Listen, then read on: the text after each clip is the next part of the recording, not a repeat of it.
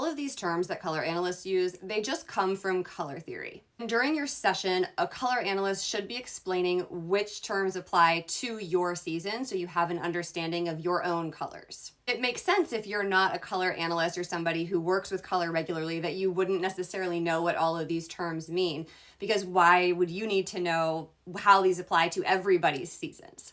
That said, I definitely feel like the color analyst community in general can be a little bit gatekeepy, so let's do a quick color theory 101. First dimension I'm going to talk about here is intensity, which refers to brightness to softness, which are also sometimes referred to as clear instead of bright or muted instead of soft.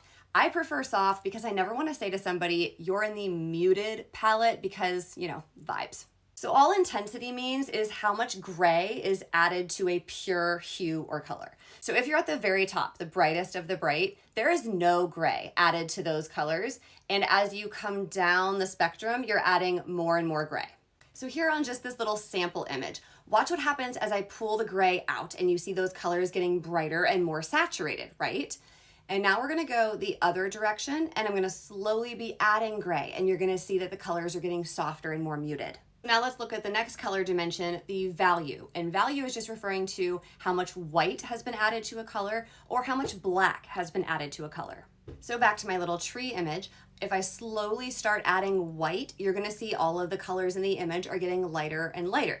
Whereas if we go back and start from the original image and I start adding black, everything is going to be getting deeper and deeper. So that's what all of those words mean. They are just referring to different dimensions of color that are how we organize different colors into each of the seasons. So I hope that helps.